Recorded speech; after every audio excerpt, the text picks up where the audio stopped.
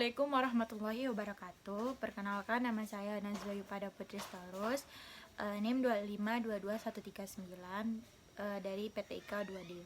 Saya akan menjelaskan tentang basis data. Nah, di bab pertama kita akan membahas tentang konsep basis data terlebih dahulu.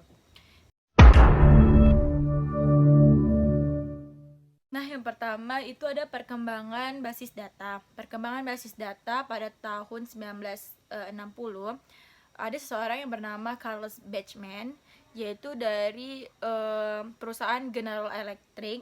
Ia mendesain sebuah DBMS yang pertama yang disebut sebagai penyimpanan data terintegrator atau terintegrasi atau integrasi data store.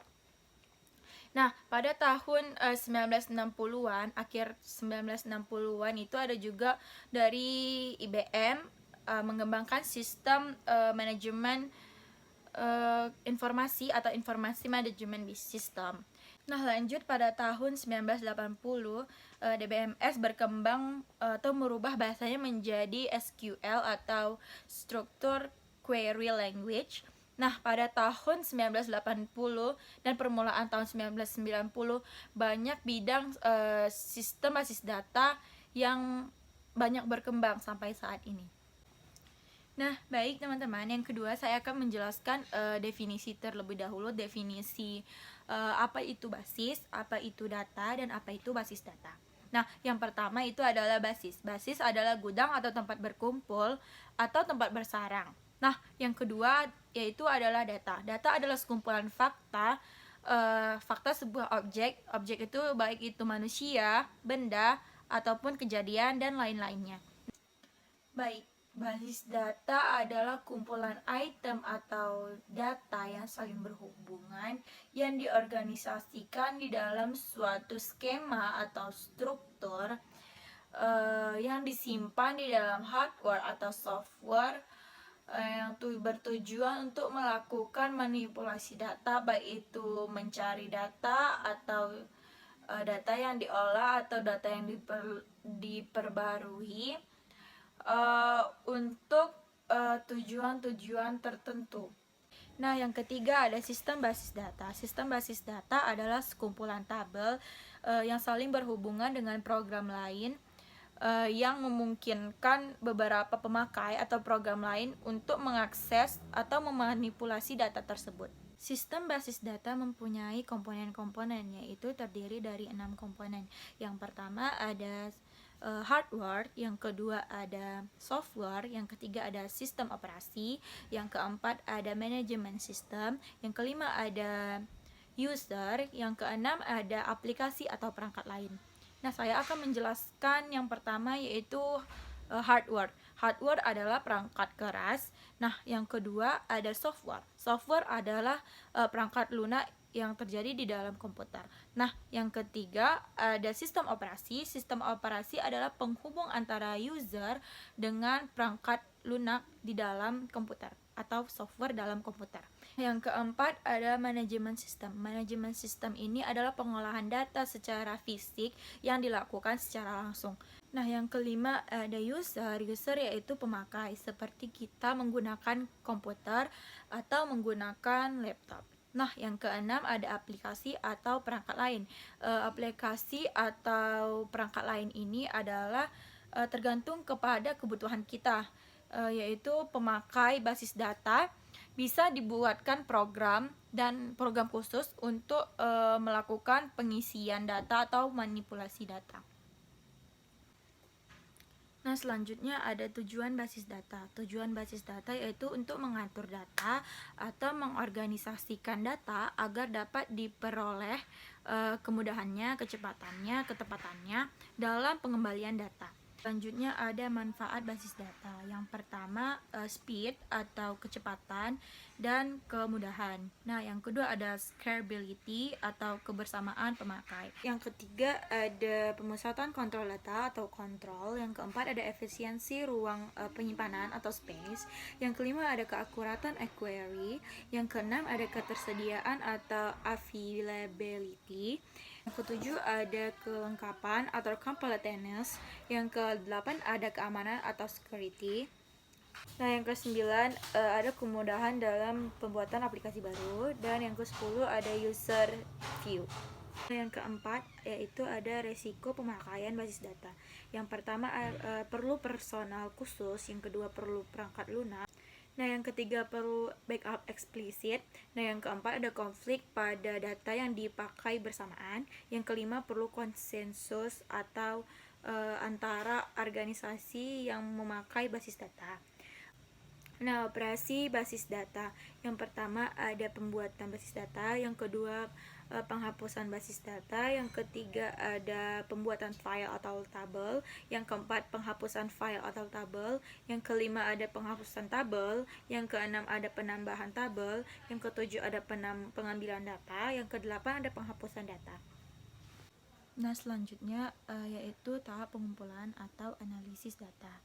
Nah, tahap pertama yaitu kita menentukan dulu kelompok pemakai dan bidang-bidang aplikasinya. Yang artinya kita itu menentukan aplikasi utama dan kelompok penggunaan yang akan menggunakan basis data. Yang kedua, kita itu melakukan tinjauan atau peninjauan dokumentasi yang ada.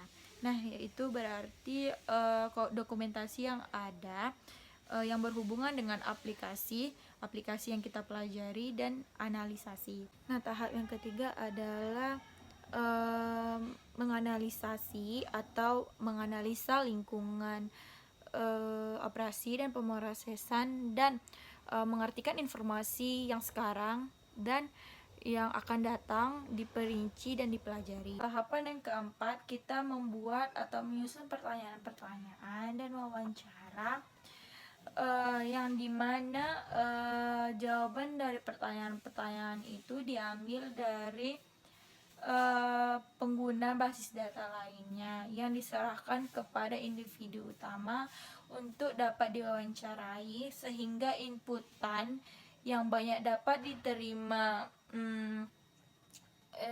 dari mereka dengan memperhatikan informasi dan yang berharga dan mengadakan prioritas.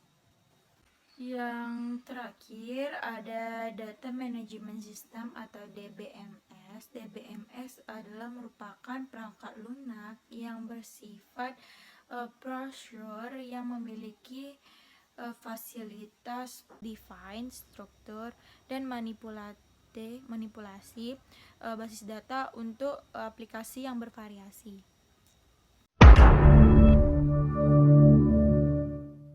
Saya akan membahas ke bab yang kedua, yaitu tentang basis data relasional.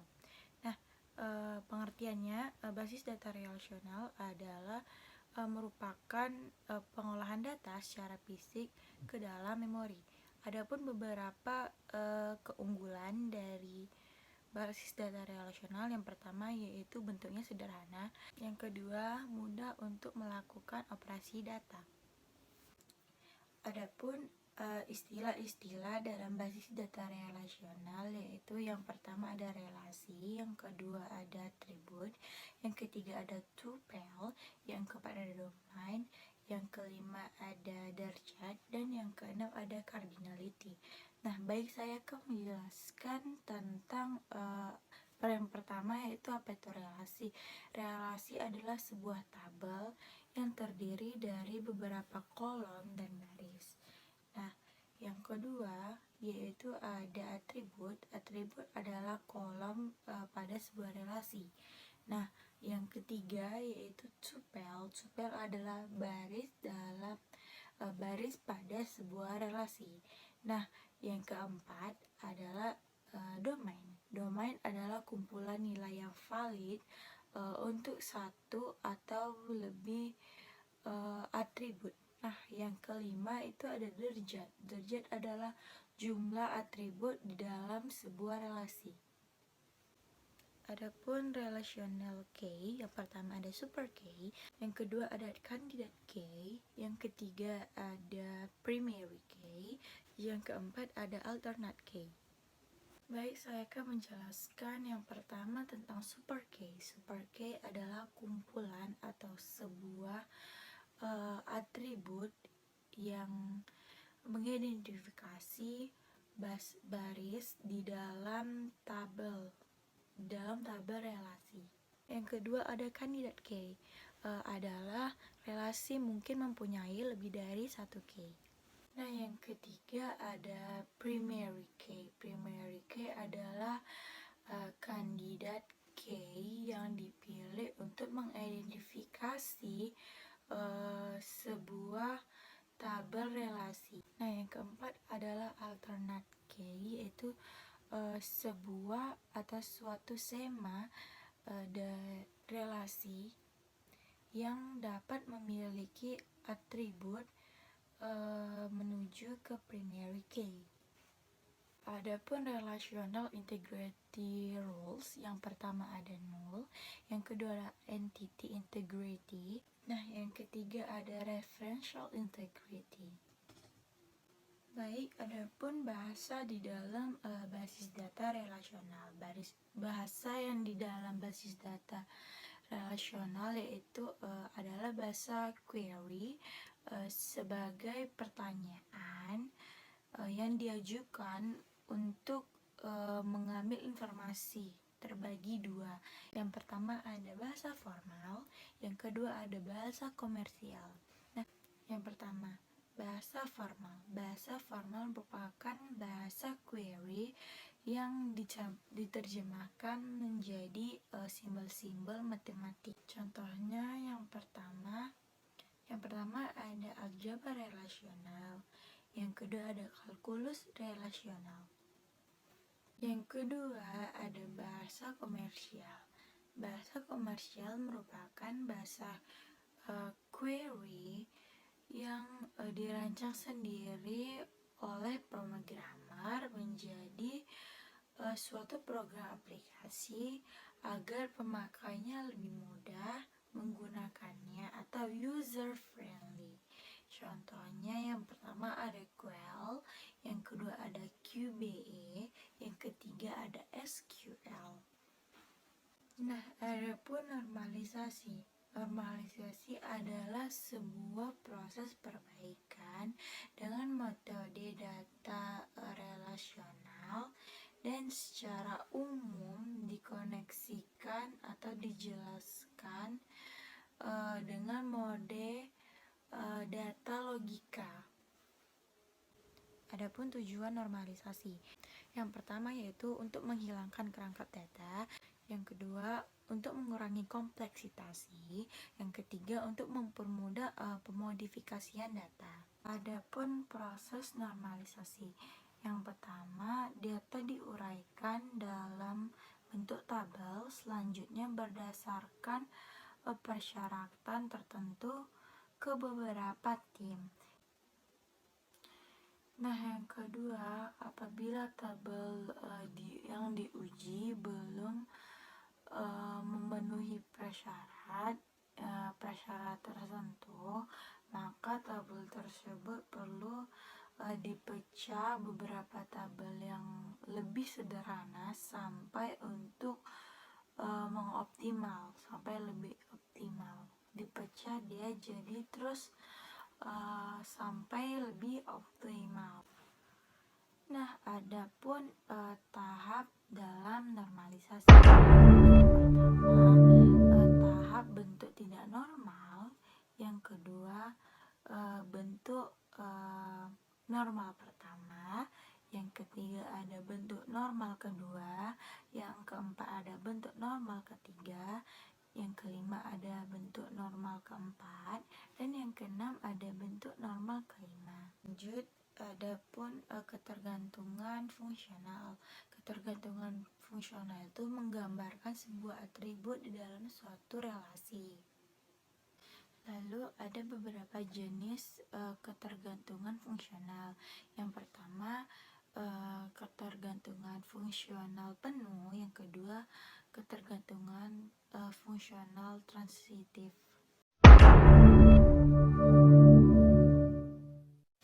Nah, baiklah teman-teman, kita masuk ke bab yang ketiga, yaitu siklus hidup perencanaan basis data.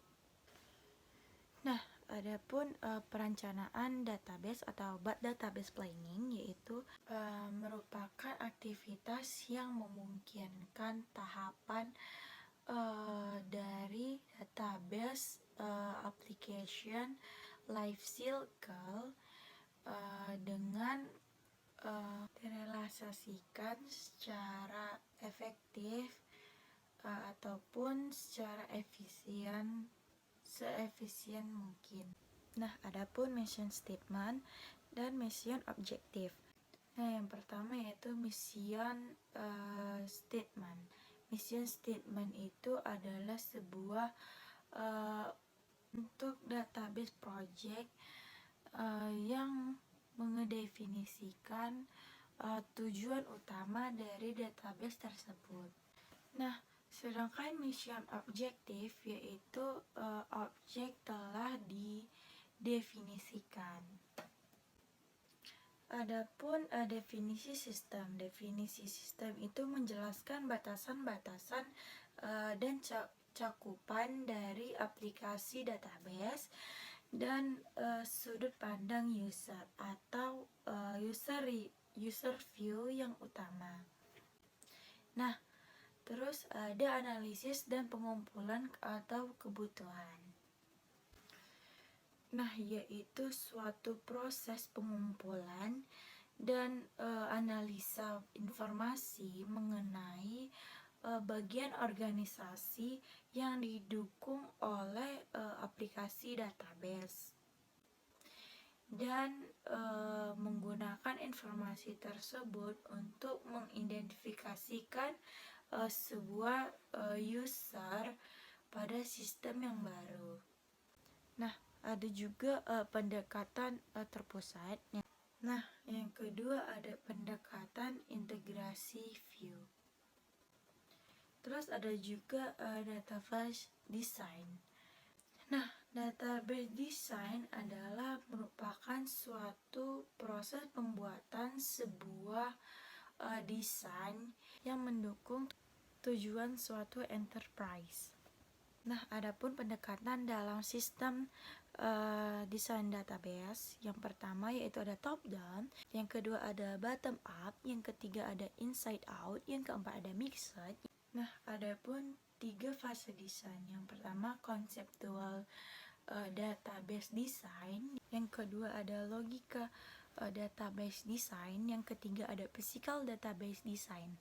Nah, ada juga DBMS selection. Nah, pemilihan DBMS yang tepat untuk mendukung database.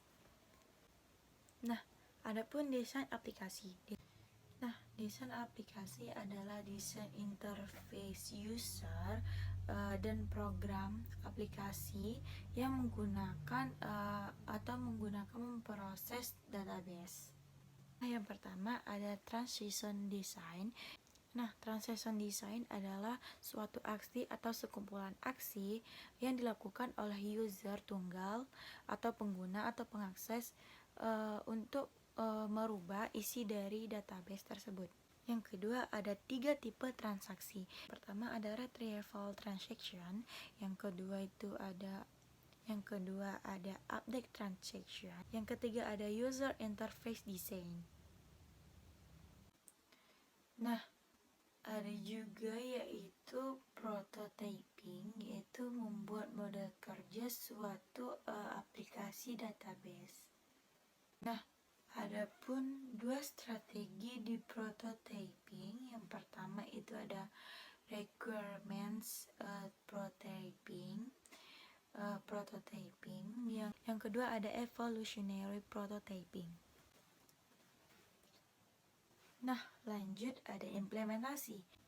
Nah, implementasi adalah merupakan realisasi fisik dari database dan desain aplikasi.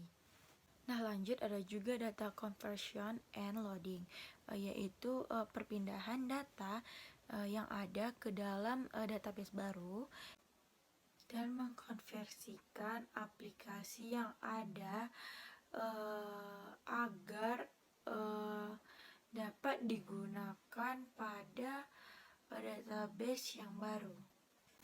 Lanjut ada testing. Testing adalah suatu proses eksekusi program dengan tujuan untuk menemukan kesalahan. Nah, ada juga operational maintenance, yaitu adalah suatu proses pengawasan dan pemeliharaan sistem oleh instansi atau instalasi. Nah, lanjut, adapun prinsip-prinsip dalam perencanaan basis data. Nah, yaitu prinsip dari database secara umum yaitu untuk menyatu. Maka antara suatu file dan file yang lain itu harus saling berhubungan. Adapun hal-hal yang harus diperhatikan, yang pertama yaitu memiliki perspektif globalnya. Nah, yang kedua menggunakan perancangan atas dan bawah. Dan yang ketiga yaitu memberikan informasi secara selektif. Yang keempat memberikan data yang berbeda kepada manajemen yang berbeda. Dan yang kelima jangan menggunakan file yang ada. Nah, baiklah teman-teman, kita memasuki bab yang keempat yaitu pemodelan data. Nah, di pemodelan data ini ada yang namanya basis data relasional.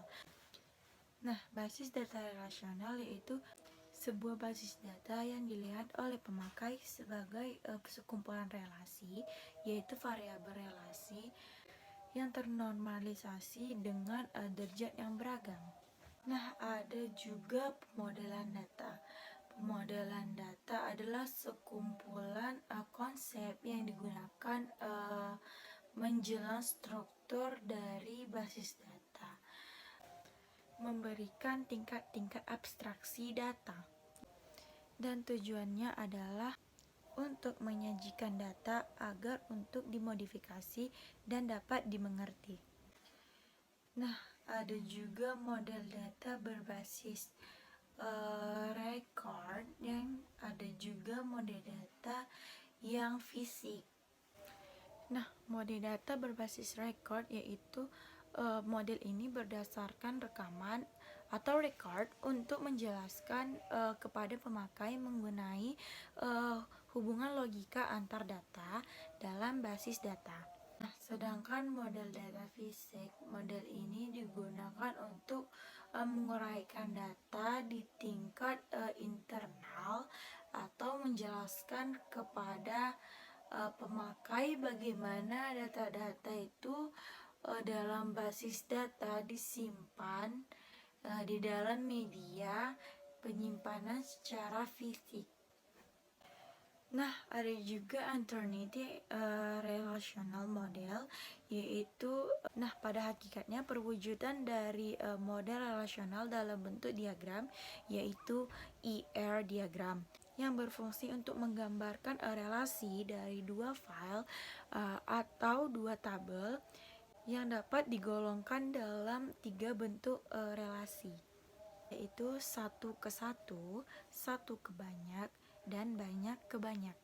Ada juga konsep data ER modeling, yaitu entity types. Entity adalah objek yang dapat didefinisikan secara unik. Nah, adapun relationship types yaitu adalah sekumpulan entitas yang berhubungan dan mempunyai arti antara tipe entitas yang ada.